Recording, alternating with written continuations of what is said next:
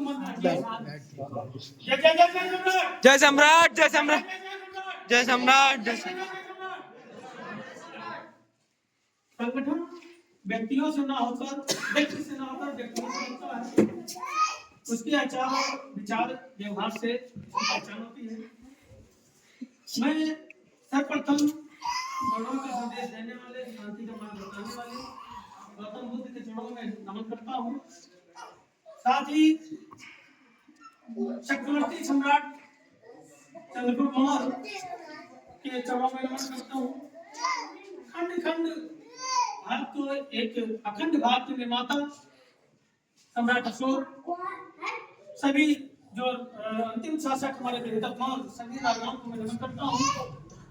साथ ही साथ हमारे बहुजन समाज के महापुरुष डॉक्टर भीमराव अम्बेडकर को चरणों में नमन वंदन करता हूँ। माता ज्योतिबा फूले जी, झलकारी बाई, कबीर जी, संत गाड़गे जी, इन सभी के चरणों में नमन वंदन करता हूँ।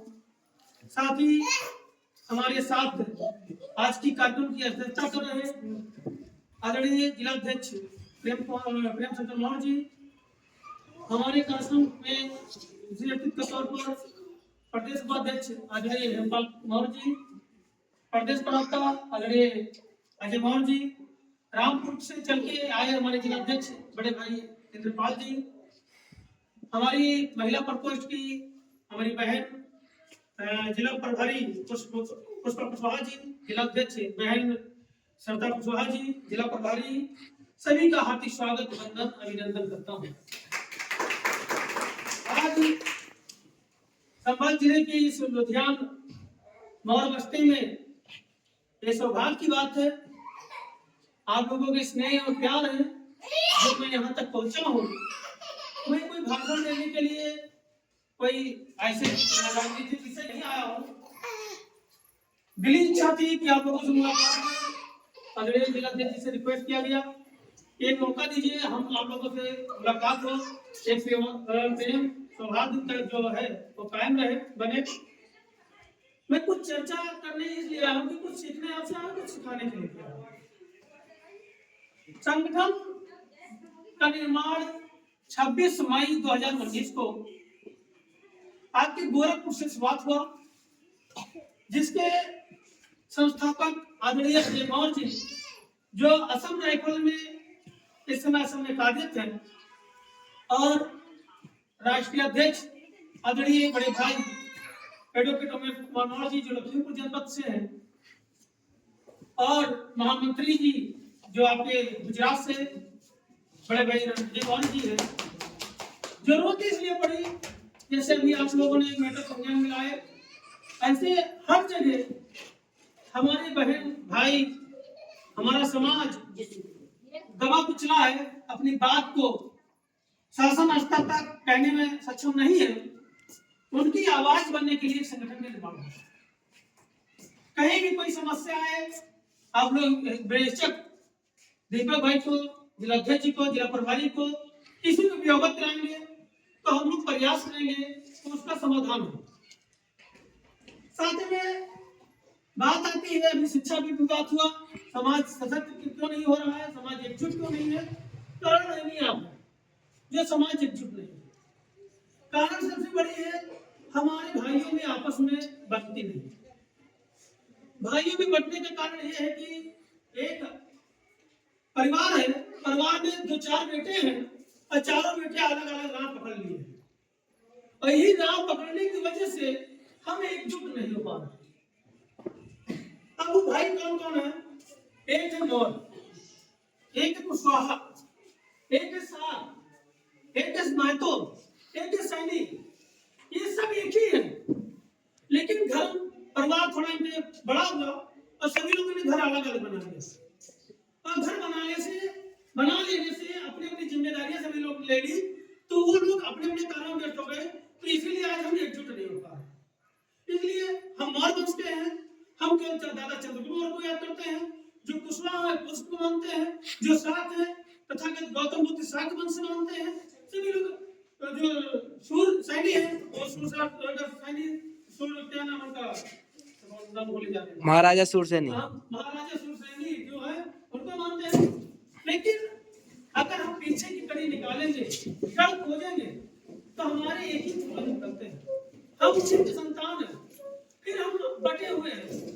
दूसरी बात ये भी आता है कि जैसे हमारी शादी होती है, पत्नी आती है, जब तक हमारी शादी नहीं हुई भाई में बहुत मित्रता रही, लेकिन जैसे शादी हो गई ऐसे हमारी मित्रता छूट गई।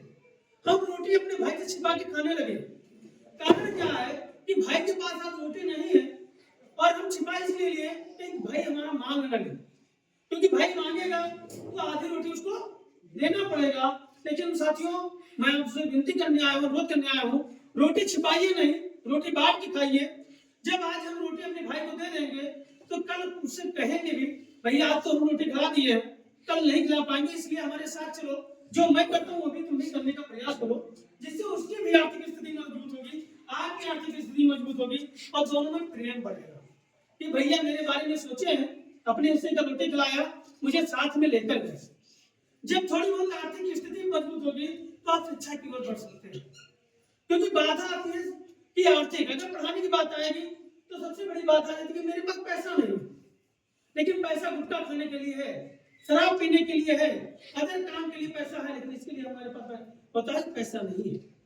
जो कहते पैसा नहीं उनको मैं अनुरोध करता हूँ, हर जगह गवर्नमेंट स्कूल खुले हुए हैं, उस गवर्नमेंट स्कूल में एडमिशन कराइए, लेकिन उसका महत्व भी आपको समझना पड़ेगा।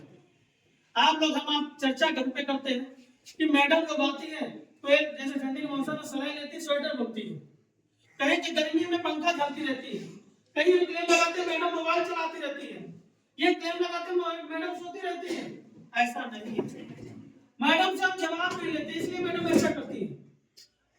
हम वही प्राइवेट स्कूल के बच्चे का एडमिशन कराते हैं, लेकिन बच्चे को वहां पे फीस जमा करते हैं, फीस जमा करते हैं, तब वहां पे हम 10 दिन पे 5 दिन पे मैडम से हालचाल लेने जाते हैं। मैडम हमारे बच्चे को होमवर्क नहीं मिला था उस दिन, मैडम हमारे बच्चे को ये चीज नॉलेज नहीं हुआ, क्यों? क्योंकि उस बच्चे की फीस आप अपने जेब से भरे हो, प्रत्यक्ष रूप से आपसे जेब से गया, इसलिए आपको नुकसान लग रहा है। लेकिन आपके टैक्स के पैसे से वो मैडम को पैसा मिलता है, जो मैडम आपके बच्चे को पढ़ाने के लिए वहां नियुक्त की गई है। तो आपका कर्तव्य है कि आप भी मैडम के पास जाएं और मैडम का हालचाल लें। मैडम कल हमारा बच्चा आया था, उसको होमवर्क नहीं मिला, आप 3 दिन अगर कर लेते हैं तो उसी विद्यालय में जहां हम लोग ताने मारते हैं कि विद्यालय पढ़ाई नहीं होती, मैं आज गारंटी के साथ कहता हूं उस विद्यालय में पढ़ाई आपको अवश्य दिखाई देने लगेगी। लेकिन हम अपना कर्तव्य मानेंगे, क्योंकि आरोप लगाना तो सबके बस की बात है। हम आरोप लगा देते हैं दूसरे पे, हम आरोप लगा देंगे आशीष मौर्य काम नहीं करते हैं, लेकिन जब आशीष मौर्य पे उंगली किए तो 3 उंगली किसके तरफ गई? अपने तरफ गई ना। तो जब ऐसा मैंने किया तो 3 अपनी है, यानी 3 बुराई मेरे में, तब 1 बुराई आप में है। तो 3 बुराई पहले मैं अपने में निकालूं, अपने में सुधार करूं, तब जाके अगले से आरोप लगाऊं। यानी अगर शिक्षा में अगर आप सभी लोग प्राइवेट स्कूल से बढ़िया नहीं कराते, मैं भी प्राइवेट स्कूल चलाता हूँ, लेकिन मैं सरकारी स्कूल का समर्थन करता हूँ, क्योंकि हमारे सभी भाई बहन, सभी माताएं बहनें प्राइवेट स्कूल में नहीं पढ़ा सकते, क्योंकि प्राइवेट स्कूल महंगी स्कूल हो चुके हैं, वहाँ की महंगी किताबें हो चुकी हैं, जबकि सरकार आपको शिक्षा फ्री दे रही है, ड्रेस फ्री दे रहा है, खाना फ्री दे रहा है, सब कुछ अच्छा है, बस हमारी जांच और परखने की जरूरत है। तो जिस दिन से हम जांचने और उसको परखने की जरूरत कर लेंगे उस दिन शिक्षा हमको उस कर्तव्य हो जाएगा। दूसरी बात यह है कि हम एकजुट कैसे हो, तो एकजुट ना होने का कारण सबसे बड़ा है कि हम अपने आप में बड़ा होना।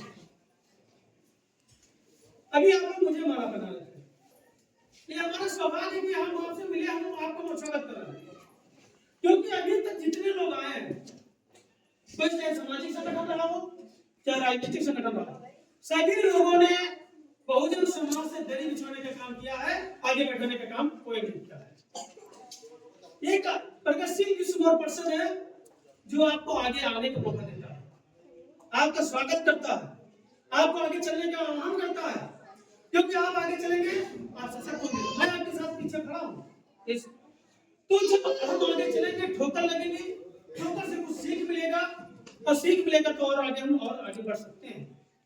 तो इसलिए सभी साथियों से अनुरोध है कि सभी साथी आगे बढ़ने का प्रयास करें, लोगों को जोड़ने का प्रयास करें, क्योंकि जब हम एक दूसरे को जोड़ेंगे तभी हम जाके डट के मुकाबला कर पाएंगे। हाथ सबके पास है। मैं इसी हाथों की कहानी सुनाता हूँ। ये जो अंगूठा है ये कह रहा था सबसे बड़ा मैं हूँ, यानी सबसे बड़ा नेता मैं हूँ। दूसरा बोला नहीं, इनसे बड़ा नेता मैं हूँ। तीसरा बोला कि देखोगे तो सबसे बड़ा नेता तो मैं ही हूँ। ऐसे करते सब में विवाद हो गया, ये उंगलियों में विवाद हो गया, मामला अदालत पहुंच गया। तो पहले अंगूठे की बारी आई, पूछा भैया तुम कैसे बड़े नेता हो गए, तुम कैसे बड़े हो गए? कहे मैं शिक्षा में सबसे बड़ा हूँ, जहां बात आती है वहां मैं ही आगे लगाया जाता हूँ। तो बात तो सही है, आप लोग जानते भी हैं, कहीं भी होता है आगे आता है। तो दूसरा चिल्लाया नहीं नहीं ये शिक्षा में है तो उससे पहले पहचान तो मैं ही कराता हूँ, मैं बड़ा हूँ। क्या कैसे? क्या किसी को बताना होता पहले मेरी होती है? ये भी बात सही है। फिर बीच वाली चिल्लाया अरे नहीं नहीं नाप लो मैं ही बड़ी हूँ। बगल वाली चिल्लाने लगी ऐसा नहीं है, मैं धातुओं में सबसे रानी हूँ। जो कोई धातु पहनता है, नहीं सोना चांदी तांबा लोहा जो भी पहनता है मेरे भी महत्व देता है, इसलिए सबसे भारी मैं ही हूँ। विवाद होता रहा। गौरव भाई जज साहब सबकी बात सुन लिए, चाक दे रहे हैं कुर्बान दे। जज साहब ने लड्डू मंगा लिया। अब पहले अंगूठे ने कहा तुम उठा के खा लो, अंगूठे ने नहीं उठा पाया। दूसरी उंगली से कहा तुम उठा के खा लो, वो भी नहीं उठा के खा पाया। ऐसे सबकी बारी आ गई, लेकिन कोई उठा के नहीं खा पाया। अब जज साहब ने कहा अब सभी झगड़ा भूल जाओ और सभी लड्डू उठा के खा लो। तो झगड़ा सब आपस में भूल गए और साथ में गए, लड्डू उठाए और पेट में चले गए। तो कहने का मतलब है मौत साख सैनी महतो सभी एक है, एक है। यहाँ से शाखा बढ़ गई है केवल, लेकिन अब शाखा बढ़ने का ये मतलब नहीं कि सभी लोग अलग अलग हो जाएंगे। जब तक हम एक नहीं होंगे तब तक हम प्रताड़ित होते रहेंगे, हम लोगों को लोग परेशान करते रहेंगे। और जिस दिन हम एक हो गए उस दिन हमको कोई न परेशान करेगा, न कोई हमारे तरफ आग उठाएगा। इसी आह्वान के साथ मैं आया था, आप लोगों का जो प्यार मिला उसके लिए मैं आभारी हूँ। और फिर मौका मिलेगा फिर हम लोगों के बीच में होगा।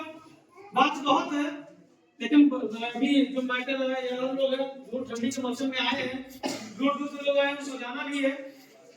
लेकिन एक जाते जाते एक छोटी सी बात कहूंगा कि हमारे यहाँ दो एक ही प्रकार में दो लोग हैं, कुछ है पढ़े लिखे, पढ़े और लिखे, और कुछ है लिखे और पढ़े। ये दोनों में काफी अंतर है। जो पढ़े लिखे हैं तो उन्होंने जो पढ़ा उसको लिख डाला, जो पढ़ा उसको लिख डाला। जैसे अभी कुछ लोगों ने धर्म को लेकर या किसी चीज को समझाने का प्रयास किया, उसी को मैं थोड़ा सा कहना चाहूंगा कि लोग कहते हैं ऐसा लिखा था इसलिए मैं ऐसा करती हूँ। सवाल करता हूँ कि हमारे जो बुजुर्ग लोग बैठे हैं, आदरणीय गुरु जी बैठे हैं, इनके समय में जो आज खेती होती है तो लोग कुदाल चलाते थे, यानी पहले जाते थे कुदाल करते थे, इसके बाद हल नहीं था उस समय। पुराने बीज जो रखे रहते थे पड़ेल में टांग देते थे, घरों में टांग देते थे, तो उसी को हम बोते थे। आज कितने लोग बोते हैं? आज कितने लोग बोलने जाते हैं? कुदाल चलाने को जाता है। तब जब दादा परदादा कहते हैं कि जो दादा परदादा करे तो मैं भी वही कर रहा हूँ, तो वो भी तो काम करते थे दादा परदादा हमारे, तो वो भी तो काम मुझे करना चाहिए। लेकिन ये नहीं है, संसार परिवर्तनशील है और मानव गतिशील है। परिवर्तन संसार हमेशा कुछ ना कुछ परिवर्तन करता रहता है और मानव हमेशा उसके हिसाब से गति करता रहता है, चलता रहता है, इसलिए बदलता रहता है। आज उत्पादन बढ़ाने के लिए हम प्रमाणिक बीज इस्तेमाल करते हैं, आधुनिक यंत्रों का इस्तेमाल करते हैं कि हमारे यहाँ उपज बढ़े, उपज बढ़ेगा, खाद्यान्न से बचेगा तो हम उसको मार्केट में बेचेंगे, आर्थिक इनकम होगा। तो जब हम हर चीज बदल सकते हैं तो कुछ चीजों को हम बदल सकते हैं, तो हम अपनी सोच को बदल लें। बहुत सारे इसमें हमारे बैठे हैं, कुछ बाहर भी हैं, कुछ बच्चों को मॉन्टेसरी में पढ़ाएंगे और बेटियों को कहाँ पढ़ाएंगे बताइए? हैं? सरकारी में कोई अपवाद नहीं है। मैं आप लोगों से पूछना चाहता हूँ, क्या ये बताइए बेटा जन्म देने में समय में अंतर था? नहीं था ना। तो हम भेदभाव क्यों करते हैं? इसीलिए भेदभाव करते हैं कि बेटियों को पढ़ा देंगे तो हमको दहेज देना पड़ेगा, हमको अच्छा वर्ग ढूंढना पड़ेगा उसके हिसाब से, और लड़कों को पढ़ा देंगे तो अच्छा दहेज मिलेगा। लेकिन दहेज कितना हम देते हैं? हर माँ बाप की इच्छा होती है कि जहां मेरी बेटी जाए पीछे मुड़ के न देखे, हमेशा सुखी परिवार में रहे। सही माँ बाप की इच्छा होती है। जब ये इच्छा होती है तो हम क्या करते हैं, उसके लिए कुछ अपना पेट काट काट कर संयोजना शुरू कर देते हैं। लेकिन आपसे अनुरोध करने आया हूं कि आप वो पैसा पेट काट के रखिए ना, रखेंगे तो सड़ जाएगा, दीमक लग जाएगा। उस पैसे को खर्च करिए अपनी बेटियों को पढ़ाने में, क्योंकि जब एक बेटी पढ़ती है तो दो बेटी परिवार को उजाला करती है। दूसरी बात, अगर अच्छे से बेटी पढ़ गई तो वो रोजगार के लिए कहीं मोहताज नहीं रहेगी, क्योंकि अगर पढ़ी लिखी बहू है, बेटी है, तो गांव में अपने परिवार में 4 बच्चों को इकट्ठा कर लिया, पढ़ाने लगी और पढ़ाई समझ में आ गया तो वो कोचिंग केंद्रों में परिवर्तित हो जाएगा और 10,000 रुपया आराम से कमा लेगी घर बैठे। ऐसा नहीं कि नौकरी मिलेगी तभी कमा पाएंगे।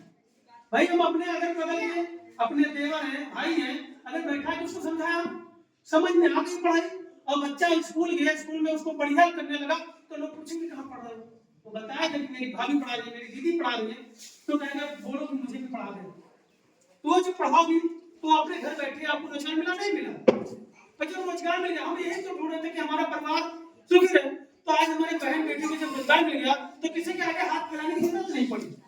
तो हमको ये सोच लानी है कि हमारी बेटी कहीं भी रहे उसको हाथ में फैलाना पड़े, क्योंकि हम दहेज दे देते हैं और हम सभी जानते हैं दहेज कहाँ चला जाता है।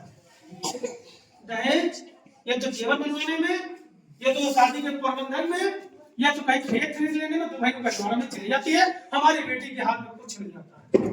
आता हो तो आप बड़े बुजुर्ग आप बता सकते हैं। तो हम ऐसा क्यों ना दें बेटी को कि बेटी हमेशा कुछ ना कुछ पाती रहे?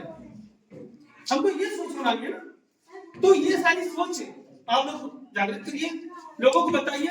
मैं किसी के विरोध करने के लिए नहीं कर रहा हूँ, मैं किसी को मारपीट के लिए नहीं कर रहा हूँ, केवल बदलाव अपने की तरह अपने को बदलाव करेंगे, सब कुछ अच्छा अच्छा होने लगेगा।